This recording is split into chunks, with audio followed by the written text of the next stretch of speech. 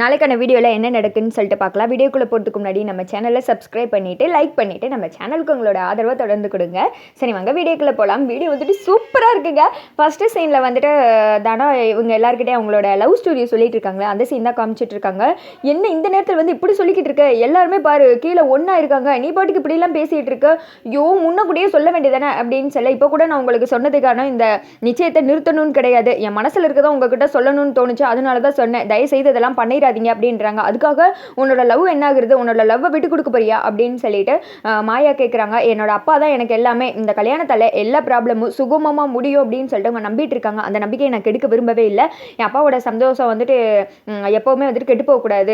அதுக்காக நான் என்ன வேணால் பண்ணுவேன், என் வாழ்க்கையை கூட நான் இழக்க தயாராக இருக்கேன், நீங்கள் வந்துட்டு தயவுசெய்து இங்கேருந்து கிளம்புங்க அப்படின்றாங்க. அப்படிலாம் விட முடியாது, நான் போய் பெரியப்பாட்ட பேசுகிறேன் அப்படின்ற மாதிரி மாயா சொல்ல, கையெடுத்து கும்பிடுறேன், நீங்கள் எனக்கு நல்லது செய்யணும்னு நினச்சிங்கன்னா அமைதியாக கீழே போய் அவர் ரெடி ஆகிட்டு இருக்கான்னு மட்டும் சொல்லுங்க அப்படின்னு சொல்லிட்டு அமுச்சு விட்டுட்டு தானே உள்ள எங்கே அழுதுட்டு சேலையெல்லாம் கட்டிட்டு இருக்க மாதிரி காமிச்சிட்டு இருக்காங்க. கீழே போன மாயாவுக்கு வந்துட்டு இதை நான் அப்படியே விட மாட்டேன், இப்படி விட்டோன்னா அவ்வளோதான், தனத்தோட லைஃபே வந்துட்டு ஸ்பாயில் ஆகிடும், நான் தப்பிச்சிட்டேன்னு நினச்சா தனம் மாட்டிக்கிட்டாலே அப்படின்னு சொல்லிட்டு நான் இப்போயே வந்துட்டு சொல்ல போகிறேன் அப்படின்னு சொல்லிட்டு சொல்கிறதுக்காக போக மாயா அப்படின்னு சொல்லிட்டு ஒரு சவுண்டு கேட்குது. என்னென்னா பார்த்தா தனம் ரெடியாகி வந்துடுறாங்க. பொண்ணு வந்தாச்சு அப்படின்னு சொல்லிட்டு உட்கார வைக்கிறாங்க. இன்னும் மாப்பிள்ளையை காணுமே அப்படின்னு சொல்லிட்டு சீனோட அப்பா கேட்க, இன்னும் கொஞ்சம் நேரத்தில் வந்துடுவான், நம்ம வந்துட்டு பத்திரிக்கையெல்லாம் படித்து எல்லாம் மாற்றலாம், அதுக்குள்ளே வந்துடுவான் அப்படின்ற மாதிரி சொன்னதுமே தட்டெல்லாம் மாற்றுறாங்க தனத்து முன்னாடி. தனம் வந்துட்டு ரொம்ப ஃபீல் பண்ணி பார்த்துட்டு இருக்கா. மாயா வந்துட்டு இப்படி ஆயிடுச்சே, தனத்தோட வாழ்க்கையை காப்பாற்ற முடியலன்னு சொல்லிட்டு அவங்க ஒருத்திக்க ஃபீல் பண்ணிட்டு இருக்காங்க. கிட்டா சாருக்கு எரிச்சு தாங்க முடியல, என்னம்மா இது, இவ எல்லாத்தையும் சொதப்பிட்டாளே அப்படின்னு சொல்லிட்டு சாருவோட அப்பா சொல்ல, அதான்ப்பா எனக்கே எரிச்சலாக இருக்குது, அவ்வளோ தூரம் அவளை கொண்டு போய் வழி அனுப்பிச்சு விட்டு வந்தா பின்னாடியே ஒடியான்ட்டா பாருங்க, எரிச்சல வருதுப்பா அப்படின்னு சொல்லிட்டு இவங்க வந்துட்டு புலம்பிட்டு இருக்காங்க. சரி இப்போயாவது மாப்பிள்ளையை கண்ணில் காமிப்பீங்களா எப்படி அப்படின்னு சொல்லிட்டு சீனுவோட அப்பா வீட்டில் இருக்க எல்லாருமே கேட்குறாங்க. காமிக்காமலாம் அண்ணே அவன் எங்கே வரான்னு ஃபோன் பண்ணுங்கண்ணே அப்படின்னு சொன்னதுமே இந்த சாருவோட அப்பாவும் அதானே மாப்பிள்ளை காமிக்காமலே கல்யாணத்தை முடிச்சிருவீங்க போல அப்படின்றாங்க. பொறுங்க காமிக்காமலே இருக்க மாட்டோம் அப்படின்னு சொல்ல கரெக்டாக வந்துட்டு கார்த்தி வந்து நின்றுட்டு இருக்காங்க. கார்த்தியை பார்த்ததுமே தனத்துக்கு சிரிப்பு தாங்க முடியல, அப்படியே ஒரு மாதிரி ஷாக் ஆகி போய் சிரிக்க ஆரம்பிச்சிடுறாங்க.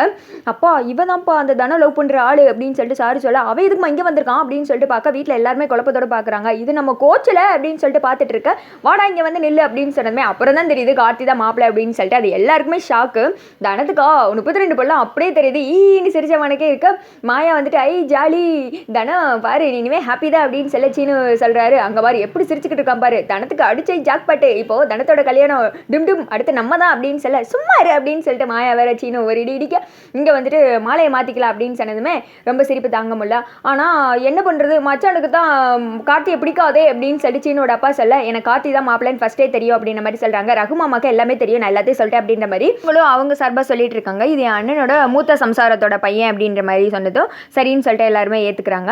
அடுத்த சீனில் மாலெல்லாம் மாற்றி பயங்கரமாக ஆடலும் பாடலும் கொண்டாடல் மாதிரி என்ஜாய் பண்ணிட்டு இருக்காங்க. அப்புறம் வந்துட்டு சீக்கிரம் கல்யாணத்தை நடத்தலாம் அப்படின்னு சொல்லிட்டு அவங்க எல்லாருமே வந்துட்டு கிளம்பிடுறாங்க.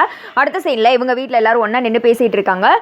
அண்ணே எப்படி தான் நீ அவனை மாப்பிள்ளை ஏற்றுக்கிட்டே தெரியலனே, நான் கூட அவன் பையன் ஒன்று இங்கே ஒருத்தர் சித்திரத்திறானே, அவன் தான் நினச்சோம், பார்த்தா கோச் விடுவான்னு எதிர்பார்க்கல அப்படின்னு சொல்ல, நானும் தாங்க நினச்சேன் நீங்கள் காட்டி வந்துட்டு மாப்பிள்ளையை ஏற்றுப்பீங்கன்னு நான் சுத்தமாக எதிர்பார்க்கல அப்படின்னு சொல்லிட்டு ஜானகி சொல்ல, என் பொண்ணு ஒரு இடத்த கல்யாணம் பண்ணி போகிறான், மாப்பிள்ளை யார் என்ன ஏது நான் விசாரிக்காமல் இருப்பானா, எல்லாத்தையும் விசாரிச்சதுக்கப்புறம் கார்த்தி தான் மாப்பிள்ளைன்னு தெரிஞ்சதுக்கப்புறம் தான் நான் வந்துட்டு இந்த கல்யாணத்துக்கு ஓகே சொன்னேன். என் பொண்ணோட கோல் வந்துட்டு என்றைக்குமே மிஸ் ஆகக்கூடாது, அவள் பேட்மிண்டன் பிளேயர் ஆகணும்னு அவன் மனசில் வந்துட்டு நினச்சிட்டா, அதுக்கு சரியான ஆளு கார்த்தி தான், கார்த்தி வந்துட்டு என் பொண்ணை சந்தோஷமாக பார்த்துப்பான் அப்படின்னு சொல்லிட்டு என் மனசு சொல்லிச்சு, அதனால தான் நான் இந்த கல்யாணத்துக்கு சரின்னு சொன்னேன் அப்படின்னு சொன்னதுமே தானே வந்துட்டு ரொம்ப சந்தோஷப்படுறாங்க.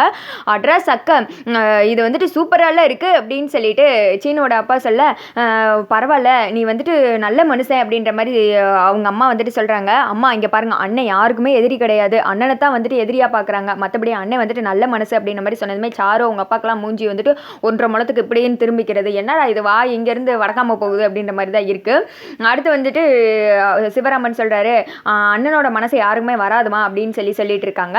எல்லாரும் ஒன்றா இருந்தால் சந்தோஷம் தான் அப்படின்னு சொன்னதுமே அவங்க அம்மா சொல்கிறாங்க, அதானே ஊரே வந்துட்டு எதிரியாக பார்த்த புவனேஸ்வரியை வந்துட்டு நீ சம்மந்தி ஆக்கிட்டேல, இந்த மனசு போதாதா அப்படின்னு சொல்லிட்டு அவங்க சந்தோஷமாக பேசுகிறாங்க. எனக்கு என் பொண்ணு சந்தோஷமாக இருக்கணும், அவ்வளோதான், அவன் நல்லா இருந்தால் போதும் அப்படின்னு சொல்ல, அப்பா அப்படின்னு சொல்லிட்டு ஓடி வந்து தானோ அவங்க அப்பாவை கட்டி பிடிச்சிக்கிறேன், நீ நல்லா இருக்கணும்டா அப்படின்னு சொல்லிட்டு அவங்க அப்பா தலையிலலாம் வந்துட்டு கிஸ் கொடுக்குறாங்க. ரொம்ப தேங்க்ஸ்ப்பா அப்படின்னு சொல்லிட்டு தனமும் வந்துட்டு சந்தோஷம் ஆசைப்பட்டு சிரிக்கிறாங்க.